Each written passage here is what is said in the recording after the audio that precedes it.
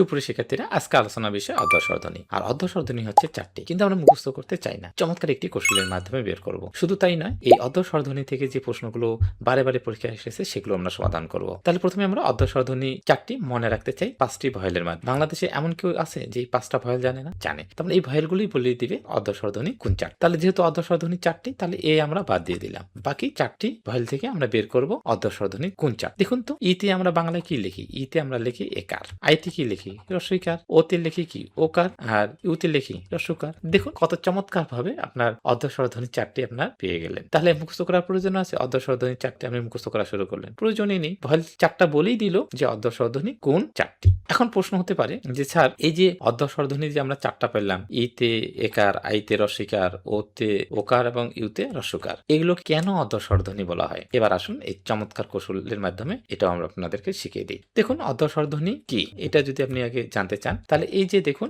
এখানে আমরা একটা বৃত্ত দিয়েছি আর এখানে অর্ধবৃত্ত দিয়েছি। এই বৃত্ত এবং অর্ধবৃত্ত এটা যদি আপনাকে বুঝিয়ে দিই, তাহলে আপনি অর্ধস্বরধ্বনি খুব সহজে বুঝতে পারবেন। তাহলে দেখেন পূর্ণবৃত্ত, এটা অর্ধবৃত্ত, তার মানে এটা পূর্ণের অর্ধেক হচ্ছে কি? অর্ধবৃত্ত। তার মানে এই যে পূর্ণ স্বরধ্বনি, মানে যেহেতু ধ্বনি, ধ্বনি কি? ধ্বনি মানে হচ্ছে উচ্চারণের বিষয়, ধ্বনি মানে হচ্ছে উচ্চারণের বিষয়। তার মানে এটা এই উচ্চারণটা হবে পূর্ণভাবে। আর অর্ধ স্বরধ্বনি, ধ্বনি মানে কি?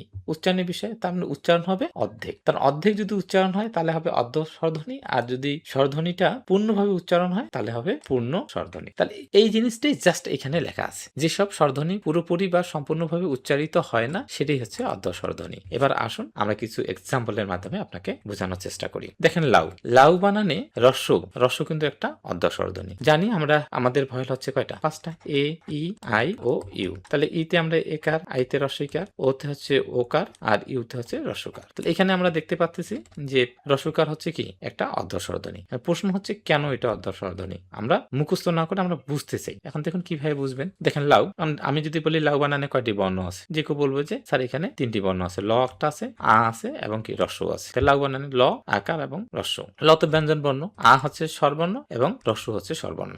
এখন দেখেন এগুলো যখন আমরা উচ্চারণ করবো তখন তো ধ্বনি হয়ে যাবে। তাহলে আ আমরা যখন উচ্চারণ করতেছি লাউ, আটা কিন্তু আমরা পূর্ণভাবে উচ্চারণ করতেছি, কিন্তু রস্য এটা উচ্চারণ হচ্ছে উ, আমরা কিন্তু উ উচ্চারণ করতেছি না। তাহলে লাউর উচ্চারণ হইতো কি? লাউ, লাউ, তার মানে উ উচ্চারণ করতেছি না, আমরা বলতেছি লাউ। তাহলে উ এ আমরা অর্ধেক উচ্চারণ করতেছি, এই জন্য এটা হচ্ছে অর্ধ স্বরধ্বনি। এই জন্য যে বৃত্ত বলছিলাম, পূর্ণবৃত্ত এবং অর্ধবৃত্ত, তার মানে অর্ধেক উচ্চারণ হবে। তাহলে এখন বুঝতে পারছেন যে লাউ বানানে রস্য কেন অর্ধ স্বরধ্বনি। তাহলে এই যে আ সম্পূর্ণভাবে উচ্চারিত হয় আর রস্য হালকাভাবে উচ্চারণ হয়, মানে অর্ধেক উচ্চারণ হয়। এখন দেখেন মই, এখন আপনি পারবেন না? মই বানানে রস্যই কি? স্যার এটা তখন পারবো, রস্যই হচ্ছে অর্ধ স্বরধ্বনি। কেন? কারণ মই বানানে 3টা বর্ণ পাচ্ছে, ম, ময়ের সাথে অ আছে আর রস্যই। অপূর্ণভাবে উচ্চারণ হচ্ছে মই, ম, অ, রস্যই। এখানে রস্যই কিন্তু উচ্চারণ হচ্ছে না, রস্যই। তাহলে মই হবে মই, মই।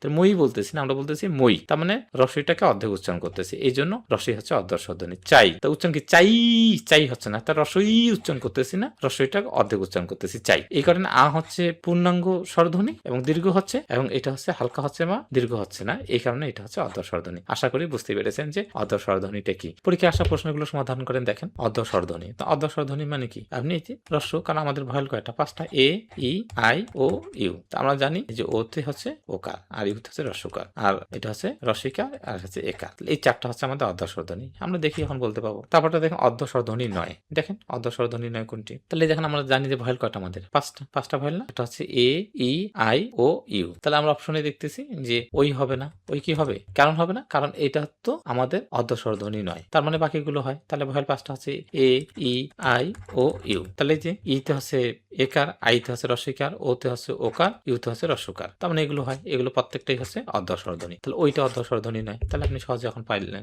জাস্ট হচ্ছে ভয়েল 5টা। ভয়েল 5টা মনে রাখলে আপনি পারতেছেন। মই কথাটির রস্বইকে আমরা কি বলি? বলেন মই বলি না তো, মই।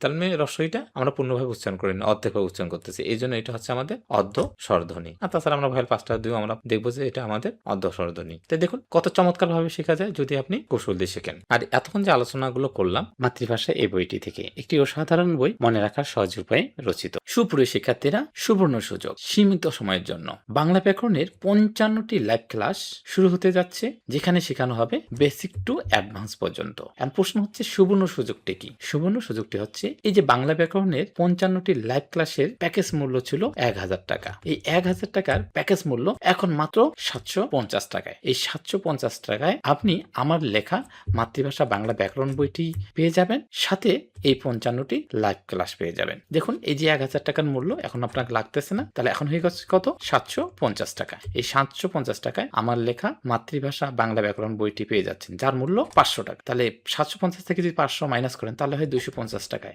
মাত্র 250 টাকায় আপনি এই যে 55টি লাইভ ক্লাস পেয়ে যাচ্ছেন। এখন অনেকেই প্রশ্ন করবেন যে স্যার, আমরা যারা বইটি আগেই করেছি, আমরা কি এই অফারটি পাবো? হ্যাঁ, আপনারাও পাবেন। হোয়াটসঅ্যাপে ছবি পাঠিয়ে দিন আপনার বইটি, এবং 250 টাকা দিলেই আপনি এই 55টি লাইভ ক্লাস পেয়ে যাবেন। বইটি মুখস্থ করে নয়, 4টি বৈজ্ঞানিক পদ্ধতিতে সাজানো হয়েছে। আর এই 4টি বৈজ্ঞানিক পদ্ধতির জাদু সিস্টেমগুলো হচ্ছে ছবির মাধ্যমে, ছন্দের মাধ্যমে, কোটের মাধ্যমে এবং কৌশলের মাধ্যমে। মাতৃভাষা বাংলা ব্যাকরণ বইটি যেহেতু আমি লিখেছি, তাই 55টি লাইভ ক্লাস আমি পরিচালনা করব। এই 55টি লাইভ ক্লাসের মাধ্যমে মাতৃভাষা বইটি কিভাবে সবচেয়ে কার্যকরভাবে ব্যবহার করতে হয়, হাতে কলমে A to Z আপনাকে শেখানো হবে। বেসিক টু অ্যাডভান্স কোর্স, এই কোর্সের মাধ্যমে বাংলা ব্যাকরণের প্রত্যেকটা টপিক ছবি, ছন্দ, কোড এবং কৌশলের মাধ্যমে শেখানো হবে। এই কোর্সের মাধ্যমে বাংলা ব্যাকরণ আপনি সবচেয়ে সহজভাবে আয়ত্ত করতে পারবেন এবং বাংলা ব্যাকরণের একজন ভালো শিক্ষক হতে পারবেন, এবং যে কোনো পরীক্ষায় যে কোনো প্রশ্নের সমাধান আপনি 10 সেকেন্ডে সমাধান করতে পারবেন। কোর্সে যুক্ত হতে হোয়াটসঅ্যাপ এই নাম্বারে যোগাযোগ করুন। আজকে এ পর্যন্তই, সবাইকে অসংখ্য ধন্যবাদ।